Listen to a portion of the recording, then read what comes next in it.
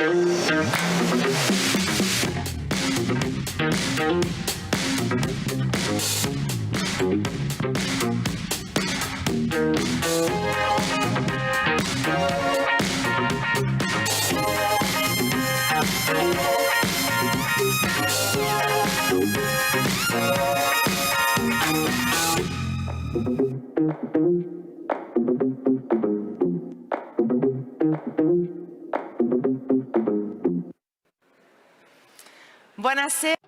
Good evening, and welcome to you all. Thank you for being here, and thank you to all those who are connected with us.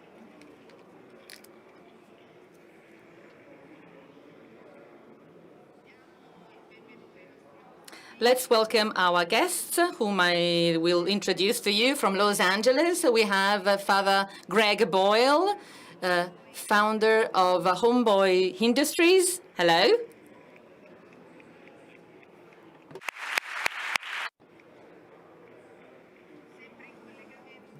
We also have connected with us from the Ukraine, Kharkiv, Anastasia Zolotova, who is the director of Emmaus NGO.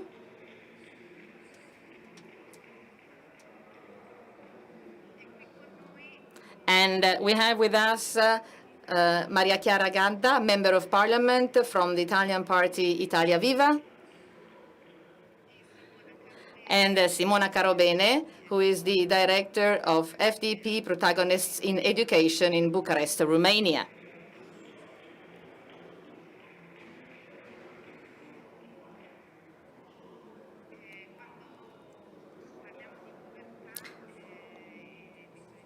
When we talk about poverty, solidarity, charity, social friendship, we are speaking about needs.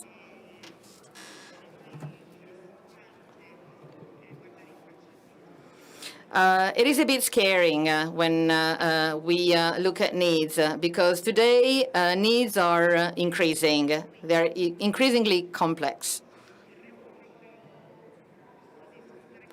So, in today's session, we would like to ask our distinguished guests who have set up associations, organizations in different parts of the world, why is it worth getting involved and meeting people's needs?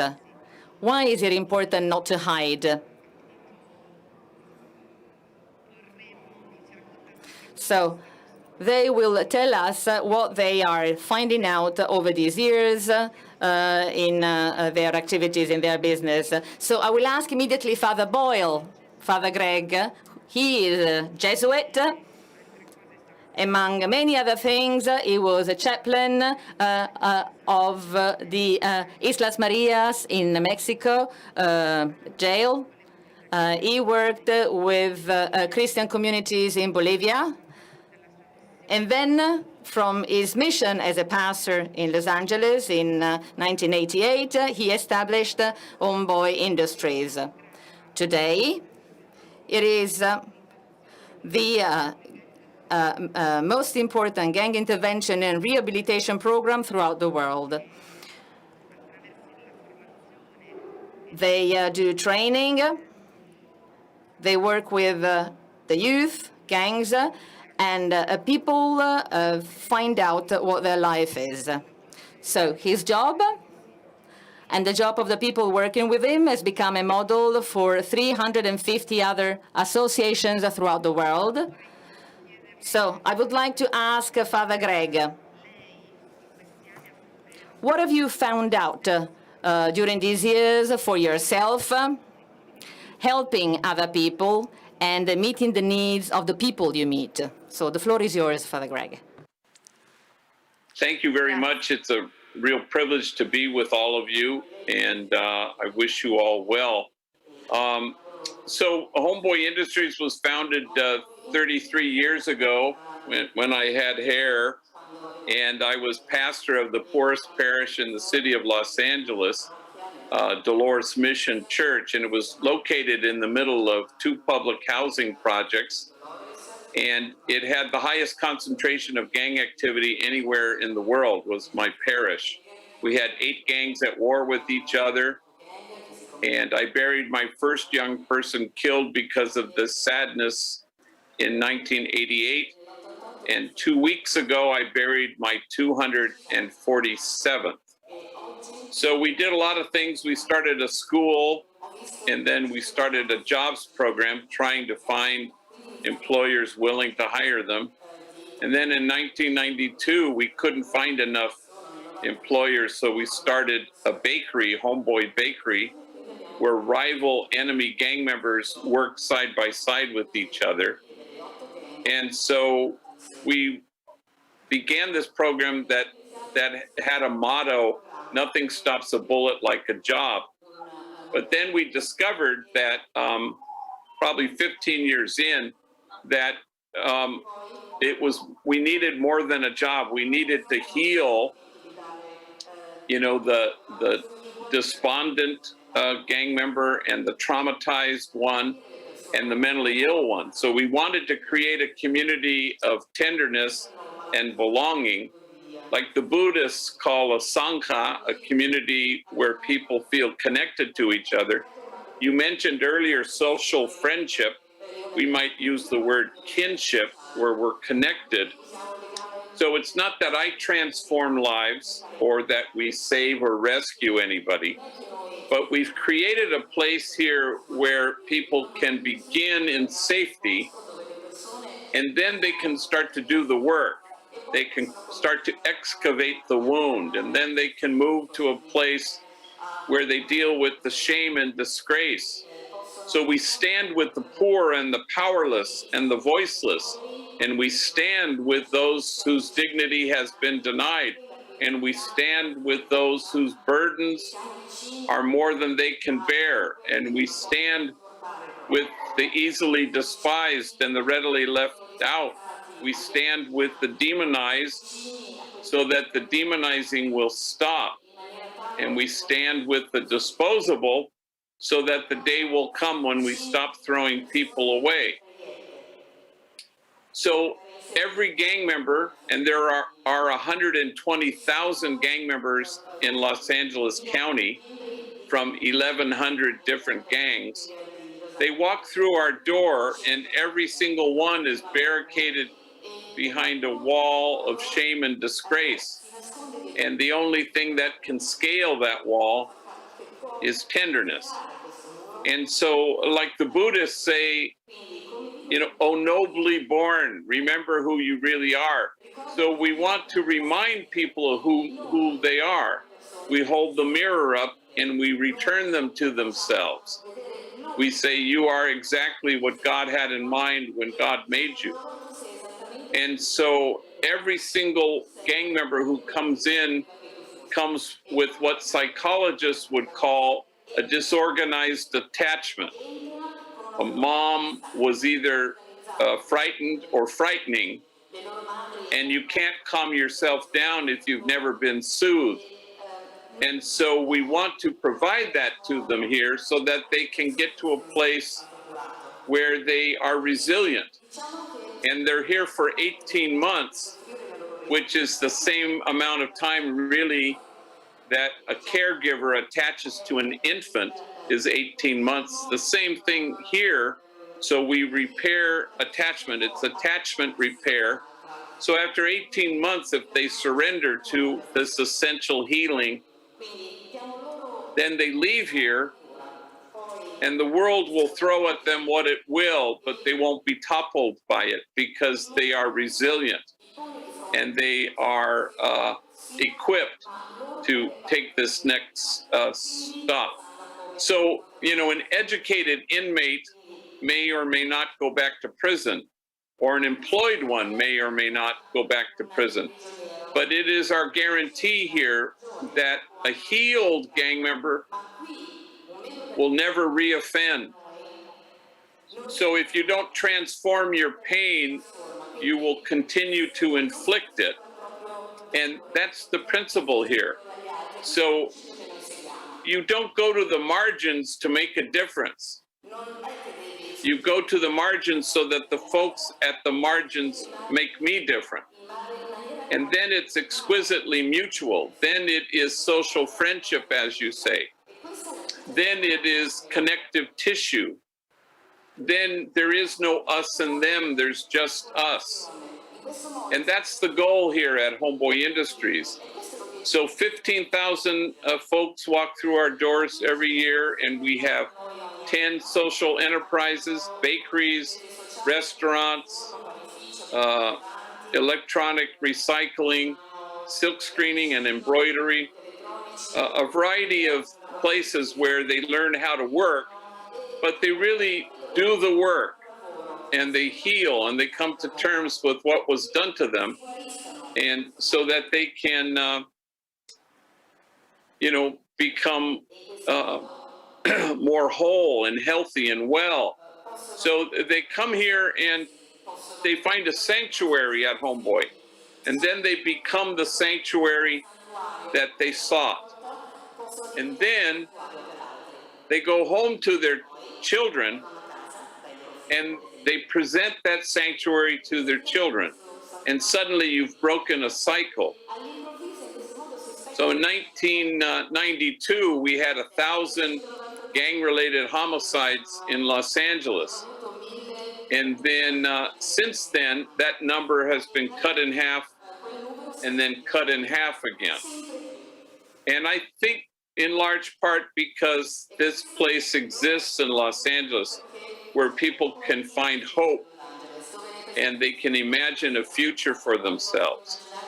So as a society, if we want to reduce crime, you infuse hope to those for whom hope is foreign, and you help heal the damaged and the traumatized, and you deliver mental health services in an appropriate and culturally specific way.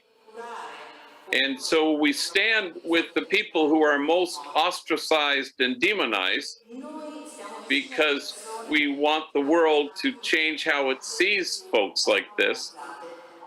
And we brace ourselves because people will accuse us of wasting our time. But the prophet Jeremiah writes, "For in this place of which you say it is a waste, there will be heard again the voice of mirth and the voice of gladness, the voices of those who sing." And I congratulate all of you because you are making sure that those voices get heard. So thank you very much.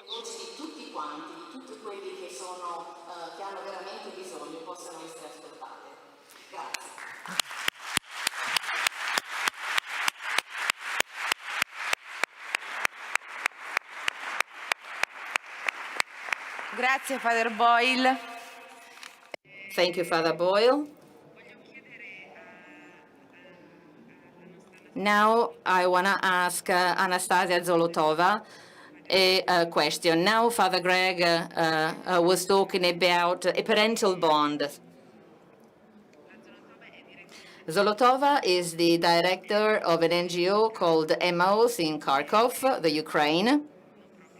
It is a non-profit organization engaged in building up a place to share values and to help orphans and children who are internally displaced, youth with disabilities. But what I was really struck by is that they define themselves as a company of friends accompanying others to search for their vocation. The floor is yours, Anastasia. So good afternoon, everybody, and thanks to all those in charge of the Rimini meeting for this unexpected invitation. I am really honored to be able to talk to you this evening and to share the stage with other speakers. And I would like to actually underline what Alessandra has said. We really consider ourselves a group of friends who accompany orphans and disabled young boys and girls in identifying their pathway. These are young people who've been abandoned and betrayed many times and who are really lost. So we always like to say that we've received so much from friends who are stronger and older than us, like, for example, the friends of the AVSI Foundation, of the Le Tracce School, of the Le Nazareno Cooperative, or Cometa. And as we've received so much, we would also in turn like to give them so much, not only to our young people as well as to the world. Let me give you some preliminary remarks on Ukraine so as to tell you where we live. Ukraine is a country who once belonged to the Soviet Union. Actually, the mindset of the Ukrainians is still very much conditioned by that. Actually, the dignity of young people is not an absolute value, and that actually affects, in particular, vulnerable people. And actually, there was a time in which the disabled here in Ukraine had to be invisible because actually it was thought that they didn't have to exist. And as a matter of fact, in the maternity wards, parents were highly and strongly recommended to abandon their disabled young children. So our work has to deal with something deep. In other words, we are dealing with a radical sense of abandonment. And there is a quote by Mother Teresa that you've just probably seen from the video. She had to deal with poverty in all its aspects. And as a matter of fact, she had to deal with the very heart of poverty. The worst misery is not hunger or lepers, but rather the feeling that you are undesirable, that you are rejected and abandoned by everybody. So who are our boys and girls, the ones who meet? They are the young ones who've just come out of orphanages, the last ones of society, the marginalized, the ones that the state doesn't want to take care of when they're older than 18 years of age. So they've been abandoned, they've been betrayed, and this is a wound that is very difficult to heal also throughout their life. And many of them have been told that their birth was an error, was a mistake, and that they were not supposed to be born. And so when they've grown up, they were often told that they were useless. Otherwise, they would have ended up like their parents. They would have ended up being prostitutes or criminals or with alcohol problems. So actually, we've always wondered, how can you live if you're looked at like that? Because the consequence is that these young people do not trust anybody. They don't trust the adults. They don't believe in the world, and they don't think that there is something good for them in the world.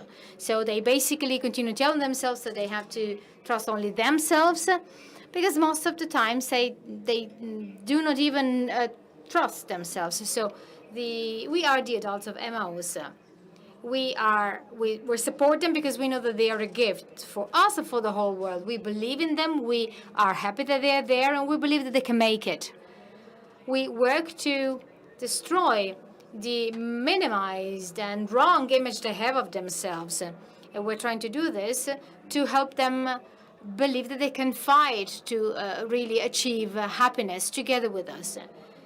This is something that is normally done by parents when they tell 1,000 times to their children that they love them and they will make it. So actually, and now it is our task to say this to our children. These young people are physically grown up, but actually inside they're very little. They have to discover the fact that there are parents, that there's a mother, there's a father, there's someone who's always wanted them, and that the fact that they exist is actually the result of being loved. Let me give you just a couple of examples. Let me talk about the stories of two young people which testify to the very origin of the possibility to say, the courage to say I. These young people have been donated to us by us through an unexpected meeting that took place here at the meeting with an Italian association called the Bambini dell'Est. This is an association of families that host children and adolescents coming from orphanages from Ukraine during the summer holidays. In the vast majority of the cases, these young people become their own children. In 2018, we were contacted by some of these families, of the Italian families, and we were asked to actually take care of many of these Ukrainian children who had remained in Kharkiv, our town. So the first story is the story of Eric. Eric is a really wonderful young boy who's lived in the orphanage ever since his childhood, and he's participated in a welcoming program of Bambini dell'Est. When we met, he started living in one of our homes. He didn't understand so much why. And he started gradually establishing a relationship with us. And we realized that he had a deep fear in establishing a rapport with reality and in committing himself to anything. In this story, the quarantine, so the confinement caused by the pandemic helped us a lot because we were forced to live for 2 months and we shared basically our daily activities. In this period, Edik actually told us what he wanted to do in his life. And so we empowered him of kind of coordinating a collection of food supplies. This is something that actually we wanted to do. We had never up to that moment found the energy to do that. We did that only for Edik and thanks to Edik and because of the fact that he is there. Our son Edik back then did not know how to do anything, so we had to support him for 6 months in all his actions. We started from the very basic actions, and we then taught him how to write texts and present the project before our partners and then coordinate the volunteers. So basically everything was put at stake, and Edik felt that he could organize and lead everything and that we had full trust in him. We were fully confident in his work. So after a couple of months, Edik, after this initiative was over, he took the tests to enter university, and he's going to start next September. So I'd like now to show you the video on Edik's story.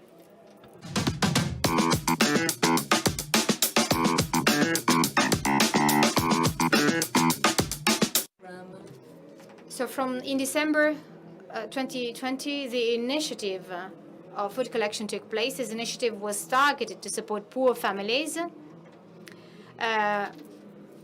old and young alike.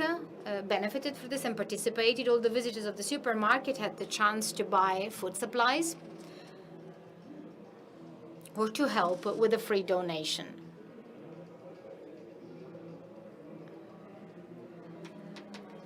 As a result of this initiative,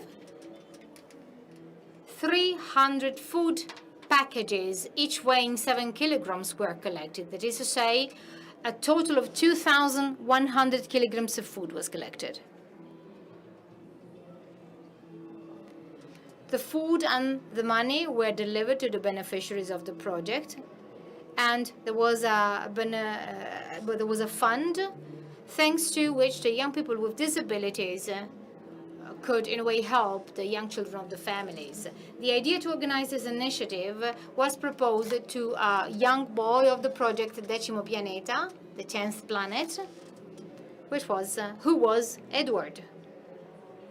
He was entrusted to coordinate the event to, in a way, improve his organizing skills, the management, and the entire initiative. And this represented the real challenge for him. However, thanks to the guidance of his tutor, Irina, he was able to overcome the test successfully and grow as a project manager.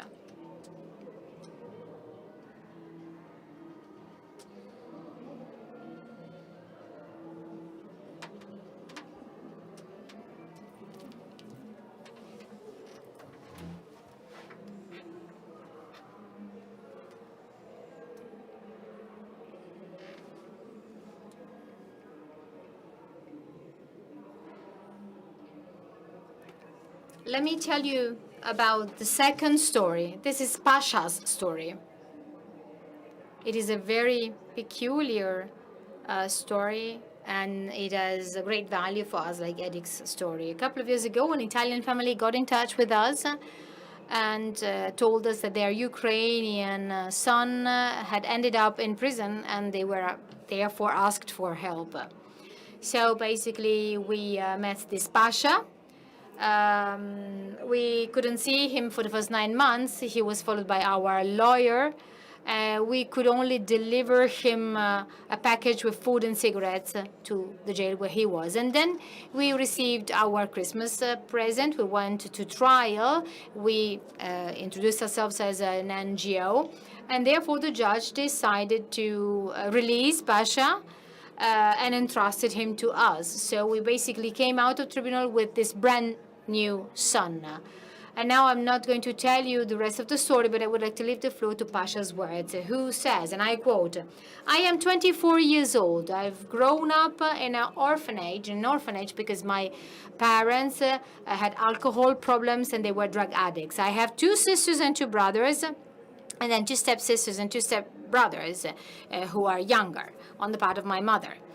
I also participated in the program, and therefore I started going to Italy, being welcomed by a family, and so I had the chance to meet Stefano and Bruna, who became my real parents. I went to them for 6 years, and then when I came out of the orphanage, I started dating with a girl, Lida, who was already pregnant, but not of me. And when the baby girl was born, her natural father had already died. He had committed suicide, and now I am her father. Then Lida and I had 2 additional children, Masha and Artem. So I basically have 3 children. In those years, I started trying to work to bring money to my family, and then I stopped going to Italy because I didn't have the money, and I was ashamed to tell the truth to my Italian parents. Now I understand that one cannot live and do anything alone, but before this experience I didn't understand this. And so when the situation became difficult because there was no work and there was no money, instead of asking for help, I started stealing. And then in the end I was caught and brought to prison. The prison here in Ukraine is a place where you drink, where you get drugs, where it's impossible to sleep, and food is horrible, and it's completely dirty. And you have continuously people committing suicide. So thanks God, one day Lida thought about contacting my Italian parents, and so they found Elena and the Emmaus friends. And then a couple of days later, I had a lawyer, I had some blankets, I had food and cigarettes. I didn't know who these people were, but I knew that they were friends of my parents. And therefore, one day I went to court for the trial, and they were there. That day, a miracle happened. They told something to the judge, and he released me from prison. Ever since then, I've been living with the Emmaus friends. 1.5 years has passed in the meantime. And during this period, I learned so many things. I started working in a factory that builds agricultural machinery. I work a lot. I earn money, and I set money aside because I would like to build my life and take care of my children who are currently living in an orphanage. But I go and visit them every Saturday. I would very much like that my Italian family gets to know my children.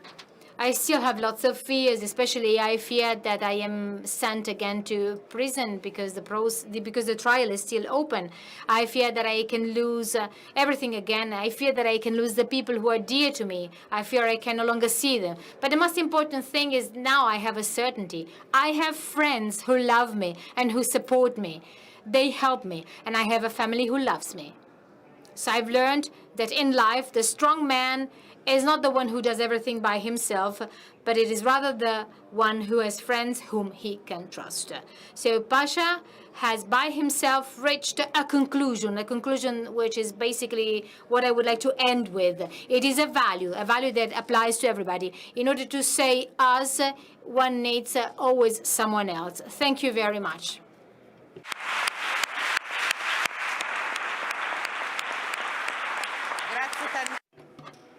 Thank you very much.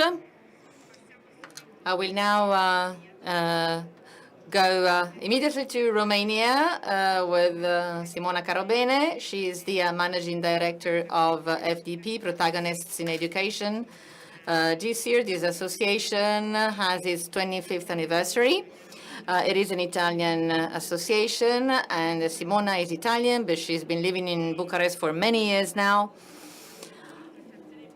Her association is engaged in all forms of exclusions, but it especially focuses on abandoned children.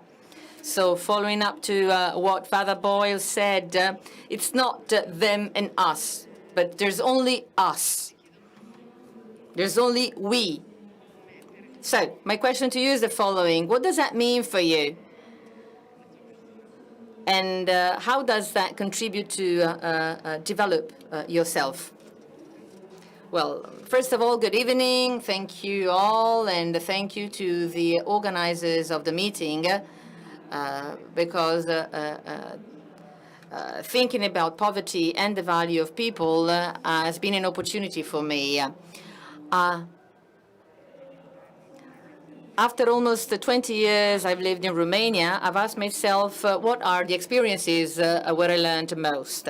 And I had many experiences because over 25 years we've met a lot of people, a lot of faces, and I chose some experiences I'm going to tell you. The first one is a general one.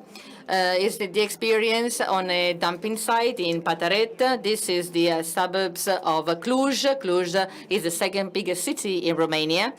In this dumping site, there are families living there. There are 27 families living on the dumping site. This is a typical dwelling on the dumping site. And we try to help the children as much as we can. We carry them to school. We wash them. And we help the young mothers. We try to do our best, and bit by bit we became friends. At some point, one mother told us that one of the biggest problems for her was that they lack electricity. So we try to do something for them. So we have designed a project which is very dear for us. For 27 families, we have set 27 solar panels in order to give them electricity. It is a very strange project because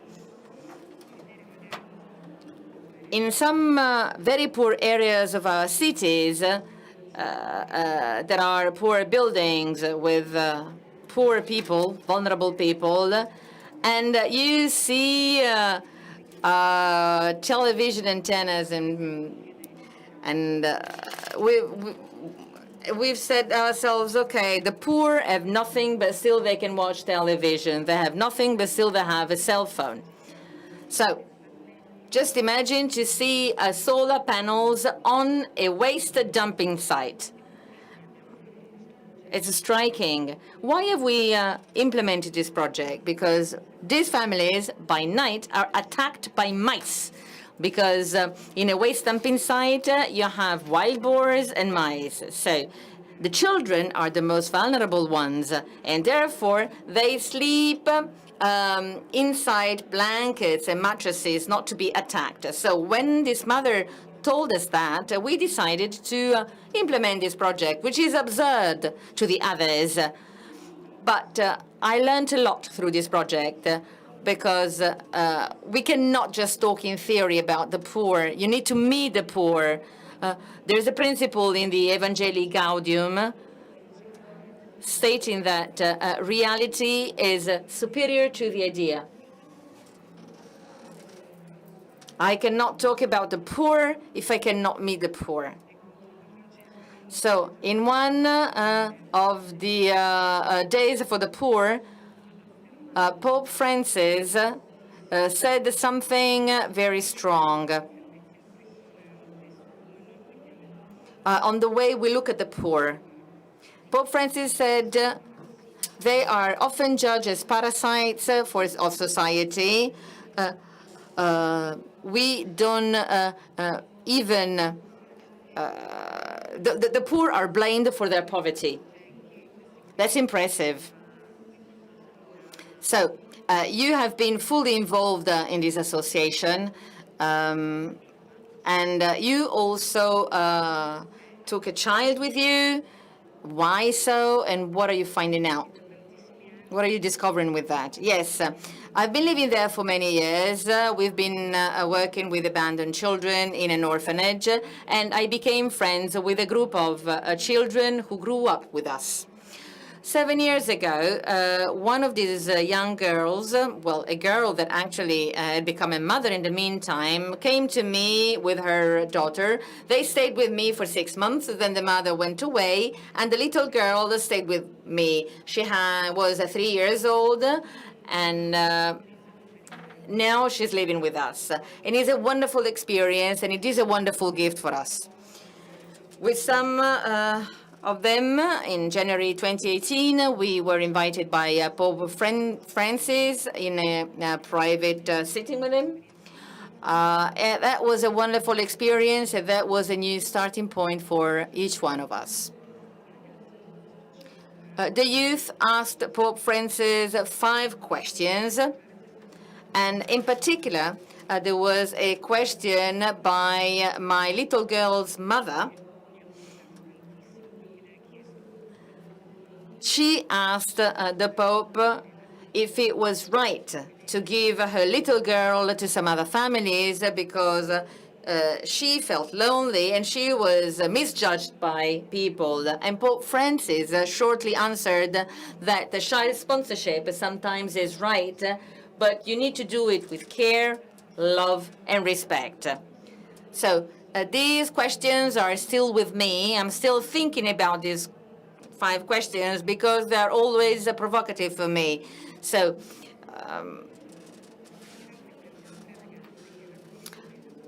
there were other girls with me to visit Pope Francis. There was Rosa at the time. She was expecting her second child. She had a first child who had already been adopted because she cannot grow up her own child.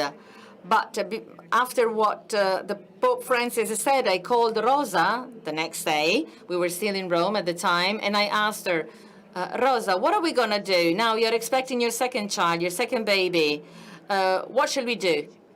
Who can help us? Shall we choose a family together? Looked for some organizations that could welcome Rosa with her baby. It was hard work, and then we ended up in Timișoara. Timișoara is very far away from Bucharest, 10 hours by car. And there's a girl called Adriana from another association. She's a dear friend of mine living there in Timișoara. And she lived with 2 daughters coming out from orphanages. And I asked Adriana whether she wanted to welcome Rosa and her baby. And Adriana said yes. So Rosa has now been living there for almost 3 years. Her child will turn 3 in October. And it's wonderful. Rosa is wonderful. Her baby is wonderful. They are good. They are fine. And she taught us 2 things. First, she had a great desire that was met. And after that, she's become stronger. Now she's working in that house. She's cleaning the house. And she produces cheese in this cheese factory with the other 2 girls living with her. And also, she has forgiven us. She still has pain. She still feels pain for her first baby being adopted. But with her second baby, it's like she has forgiven us because we helped her keep the baby. So that is a very important experience for me. And let me tell you one last experience. And this experience concerns Romeo. It's a difficult story to tell you because it's one of the stories that make you understand that there is still some hope for Romeo. You can see Romeo is the one on the right-hand side. He is now in paradise. And I met him when I was 18. He had been abandoned. He lived in an orphanage far away from Bucharest. When he was 18, he came out of the orphanage he started going around with gangs and, well, let's say people were not very good, and we were asked to help this guy. We welcomed him in Bucharest in our association. We gave him a job, and the movement Papa Giovanni XXIII welcomed him in a welcome house in Bucharest. So Romeo stayed 3 years with us. He was working, he was wonderful, he was fine, but at some point he got sick.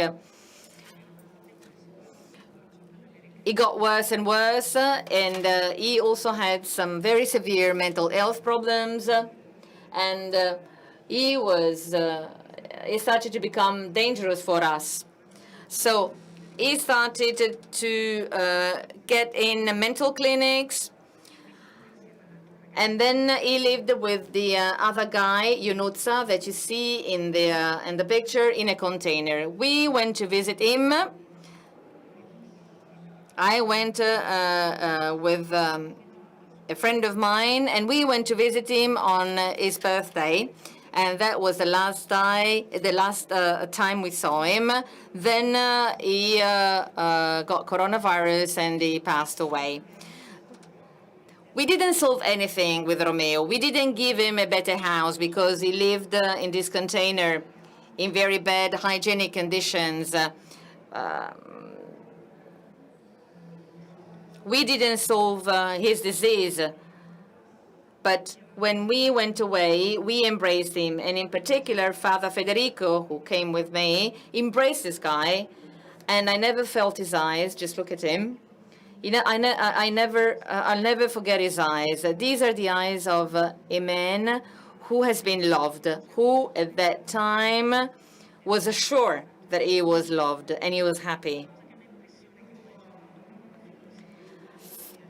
The next day, he called me on the phone, and he said a couple of things to me. And he said, you know, I went to the social workers and I asked them for a better dwelling, a better house, telling them that you are my friends and therefore I'm worth it. So I told them, I'm gonna give you problems if you don't give me a better house. In any case, Romeo is one of the persons that taught me the most, because you can see it in his eyes. He was sure that he was loved.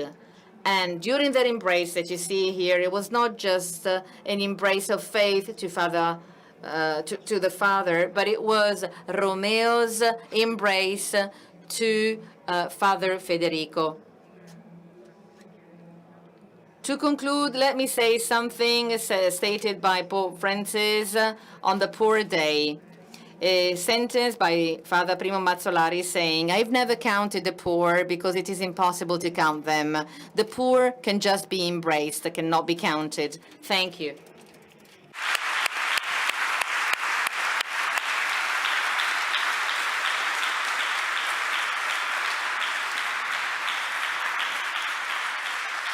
Onorevole Madam Gadda, after listening to all these nice words, I'd like to ask for your experience.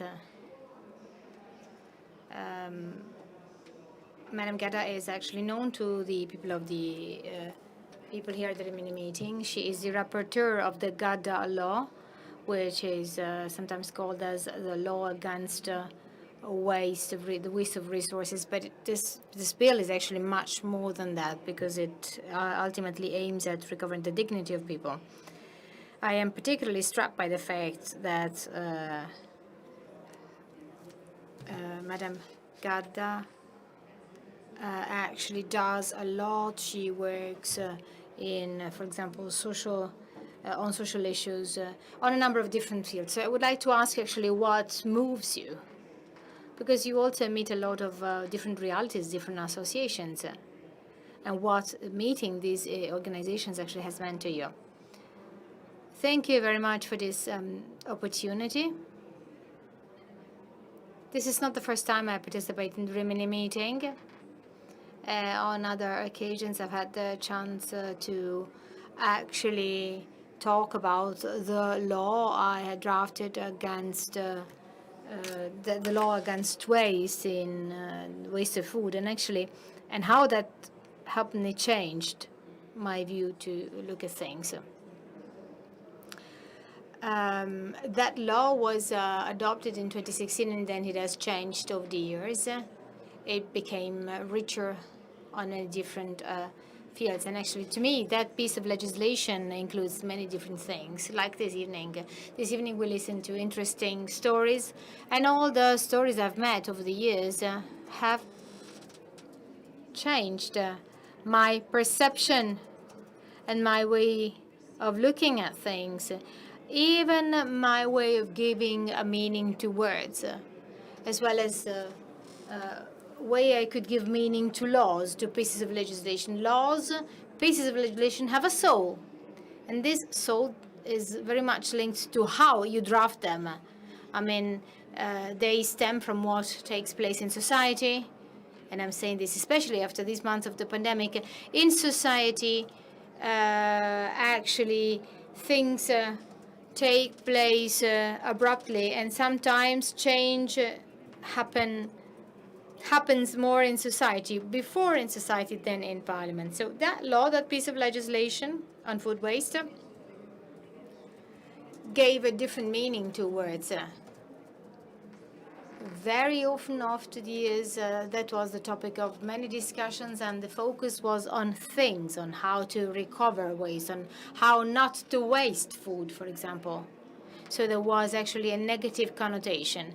But that law changed my perspective, because actually through the way with which people every day meet social needs, then you actually give value to other values. For example, the fact that you have you give value to surpluses, and that there is a different, substantial difference between donation and gift. A donation is an exchange of goods without a compensation, as in a business transaction, but a gift is something different.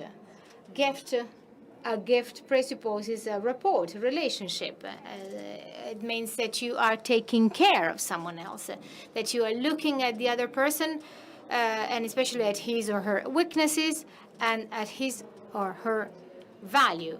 You also talked about other pieces of legislation. There's another important law, which is that on social agriculture. That law clearly gives the meaning of how everybody and any act has a value. If you feed an animal, if you water a plant, I mean, that can be done by anybody, also by those who, at least on paper, don't have any possibilities, at least on paper.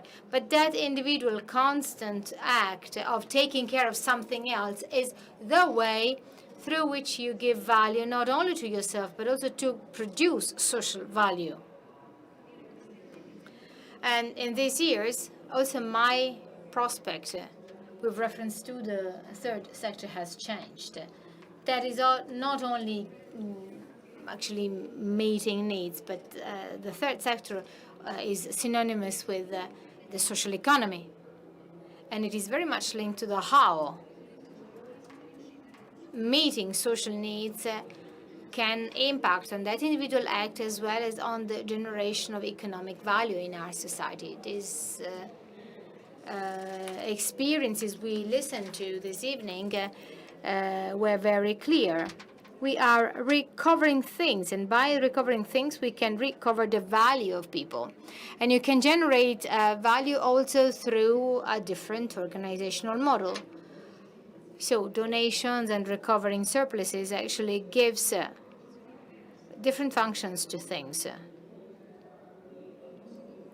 You do not donate waste, but you donate products that lose commercial value, and then through donation and the recovery, because of social solidarity, they find a new value.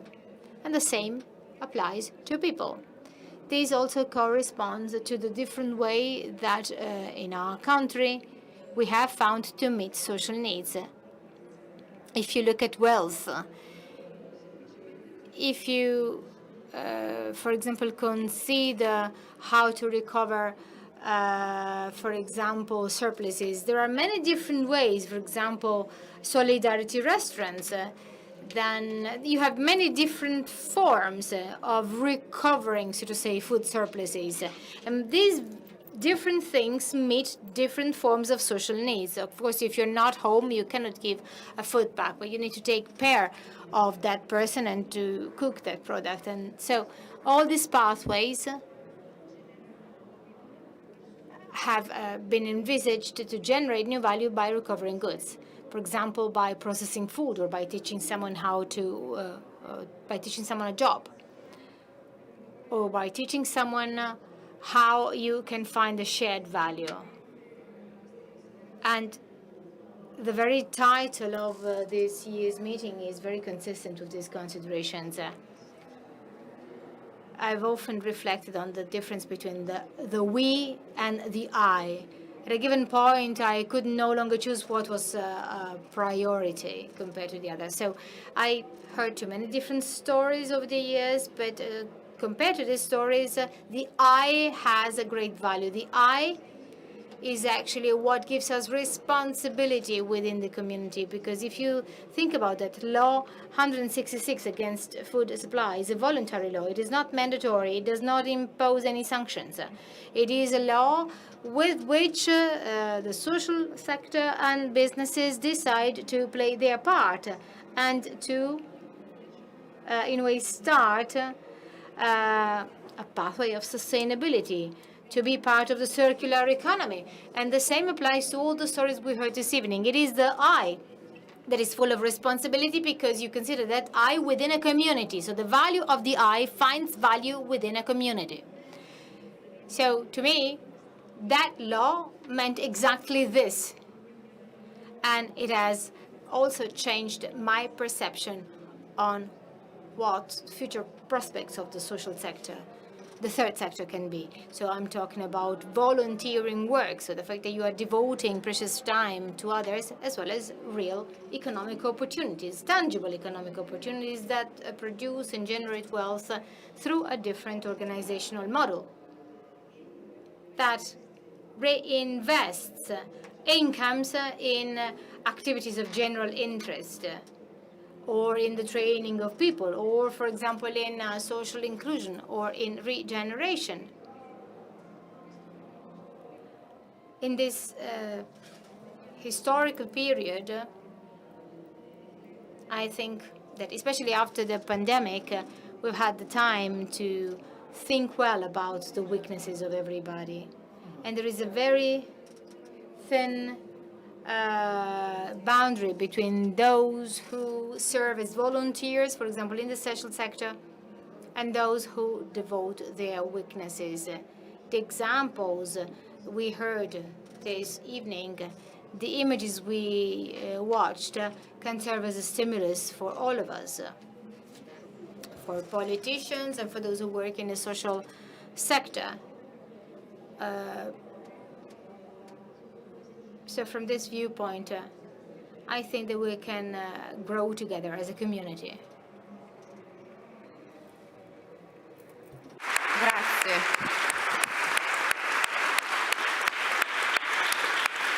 No, Thank you very much. It is really very interesting to see that oftentimes we ask politicians how they can serve certain realities. But then, actually witnessing how politicians are indeed at the service of the others, this is always something that strikes me a lot. So thank you very much. Thanks to all of our guests, especially for what Madame Gata just said. I mean, this is really a gift that we receive.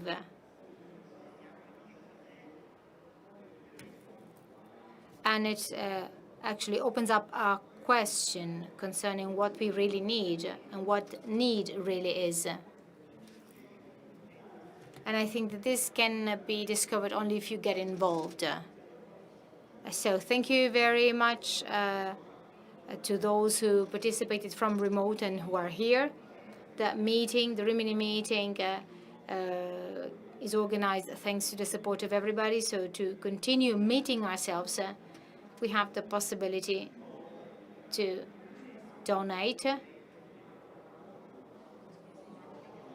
what you can at the various counters of the Dona Ora, where you see the label of the heart or volunteers with a red shirt. So thank you very much, and I wish you a very nice evening.